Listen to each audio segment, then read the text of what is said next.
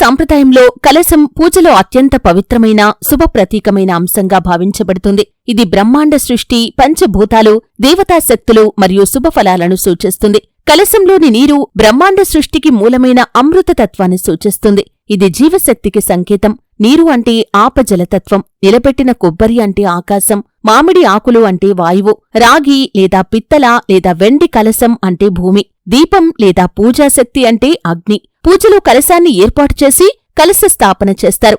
అందులో దేవతాశక్తులను ఆహ్వానిస్తారు. పూజలో ఇది దేవతగారికి సాన్నిధ్యాన్ని కల్పిస్తుంది. కలశం లక్ష్మి, సరస్వతి, గౌరీ, గణపతి వంటి దేవతల కృపను ఆహ్వానిస్తుందని నమ్మకం. ఇది గృహానికి శుభాన్ని, శాంతిని, ఐశ్వర్యాన్ని తీసుకువస్తుంది.